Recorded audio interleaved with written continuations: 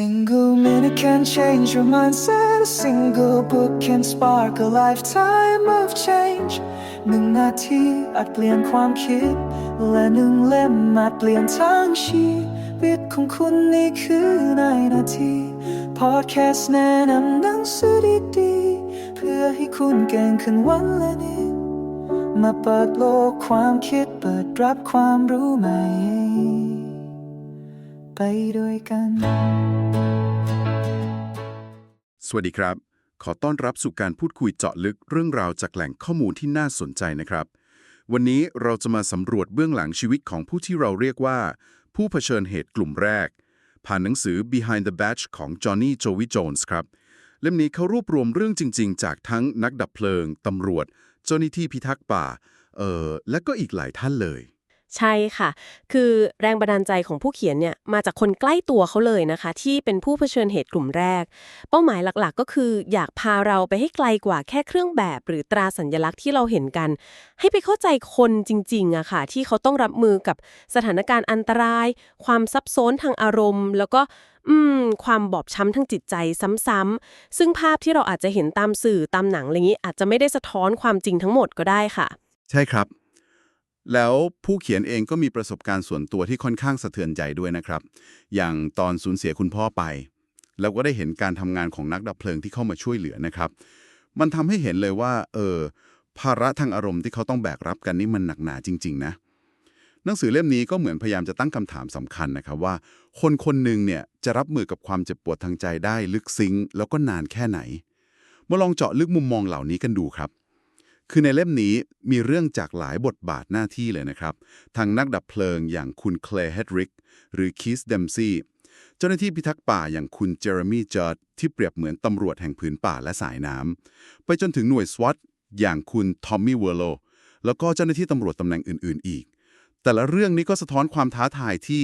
แบบว่าแตกต่างกันไปเลยครับมีเรื่องหนึ่งที่เอ่อ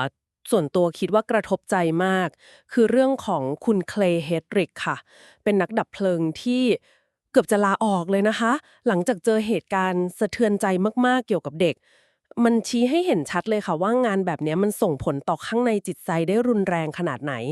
ที่น่าสนใจคือมันไม่ใช่แค่เรื่องความเสียใจนะคะแต่มันเหมือนเป็นวิกฤตที่สั่นคลอนตัวตนเขาเลยว่าพอเจอเรื่องแบบนั้นไปแล้วเนี่ยเขาจะยังเป็นคนเดิมได้ไหมหรือจะทำงานนี้ต่อไปได้ยังไงอืมโหพอได้ฟังแบบนี้แล้วมันต่างจากภาพฮีโร่แกร่งๆที่เราอาจจะคุ้นเคยในหนังเลยนะครับทำให้เราต้องฉุกคิดเลยว่าภายใต้ความเข้มแข็งที่เราเห็นเนี่ยมันมีความเปราะบางซ่อนอยู่เรื่องราวแบบนี้มันมีพลังในการเปลี่ยนมุมมองของเราได้จริงๆนะครับการเข้าใจความยากลำบากจริงๆของพวกเขาเนี่ยผมว่ามันสำคัญมากในชีวิตจริงเลยนะอาจจะช่วยให้เราเห็นอกเห็นใจกันมากขึ้นถูกต้องเลยค่ะแล้วคำถามต่อมาก็คือแล้วพวกเขารับมือกับความกดดันมหาศาลนี้ยังไง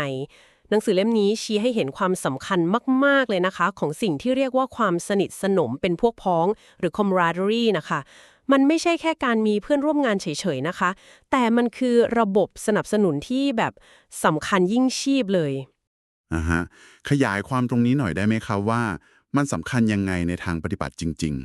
อย่างเรื่องของคุณทอมมี่แวลค่ะที่อยู่ในหน่วย SWAT เขาเล่าว่าทีมเป็นเหมือนครอบครัวจริงๆหรือที่คุณคีธเดมพีซี่นักดับเพลิงเล่าถึงวิธีที่พวกเขาใช้พูดคุยระบายปัญหากันเองบางทีก็มีการใช้มุกตลกร้ายซึ่งจริงๆแล้วมันเป็นกลไกป้องกันทางจิตใจอย่างหนึ่งนะคะสิ่งเหล่านี้มันเหมือนเป็นเกราะที่มองไม่เห็นนะคะช่วยให้พวกเขายืนหยัดอยู่ได้เวลาที่ต้องเผชิญกับความเครียดหรือความเจ็บปวดที่มันสะสมวันแล้ววันเล่าอืมเป็นกลไกการรับมือที่คนนอกอย่างเราอาจจะไม่เคยรู้หรือนึกไม่ถึงเลยนะครับนอกจากเรื่องส่วนบุคคลแบบนี้แล้วหนังสือยังแตะประเด็นที่ซับซ้อนในสังคมด้วยใช่ไหมครับอย่างเรื่องมุมมองต่อการทำงานของตำรวจอะไรแบบนี้ใช่ค่ะแต่สิ่งที่หนังสือทำได้ดีมากๆคือเขาไม่ได้ตัดสินหรือเลือกข้างนะคะแต่เป็นการนำเสนอภาพจากหลายๆมุมมองภายในกลุ่มผู้เผชิญเหตุเองเลย ทำให้เราเห็นว่ามันไม่มีคำตอบง่ายๆหรืออะไรที่มันขาวกับดำชัดเจนโดยเฉพาะในสถานการณ์ที่มันตึงเครียดระหว่างชุมชนกับผู้รักษากฎหมายมันแสดงให้เห็นความซับซ้อนแล้วก็ความคิดที่หลากหลายแม้แต่ในหมู่พวกเขาเองซึ่งจุดนี้สำคัญมากนะคะในการสร้างความเข้าใจไม่ใช่ไปสร้างความแตกแยกเพิ่มครับผมคือทั้งหมดที่เราคุยกันมาเนี่ยก็เป็นแค่ส่วนหนึ่งเป็นเหมือนเศษเสี้ยวของเรื่องราวที่เข้มข้นมากๆใน Behind the Badge นะครับมันให้ภาพความเป็นจริงที่ค่อนข้างดิบไม่ได้ปรุงแต่งเท่าไหร่เกี่ยวกับภาระหน้าที่แล้วก็ความเป็นมนุษย์ของผู้เผชิญเหตุกลุ่มแรกการได้อ่านบทสัมภาษณ์จริงๆของทั้ง9ท่านในเล่มนี้ผมว่ามันจะทำให้เรามองเห็นมิติที่ลึกซึ้งกว่าแค่เครื่องแบบจริงๆครับแล้วการเข้าใจเรื่องราวเหล่านี้มันมีประโยชน์ในชีวิตจริงของเรานะคะมันช่วยให้เรามองเพื่อนมนุษย์ที่ทำงานเสียสละแบบนี้ด้วยสายตาที่อาจจะเปลี่ยนไป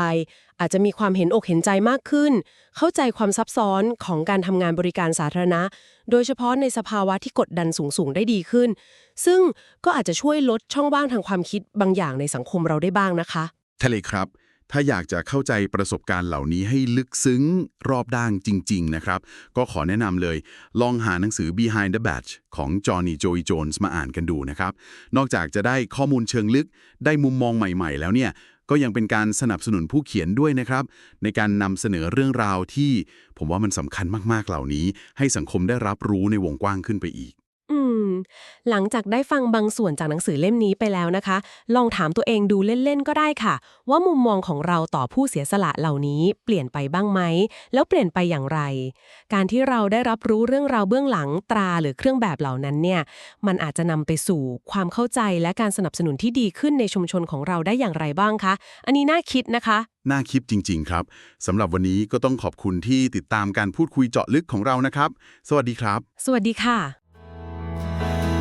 Every page you turn is another step towards your success ทุกนาทีพลิกคืออีกหนึ่งก้าวสู่ความสำเร็จในแบบของคุณหากคลิปนี้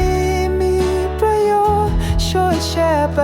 ให้คนที่คุณรักแล้วเอามาเรียนรู้สิ่งใหม่ๆไปพร้อมๆกันครับ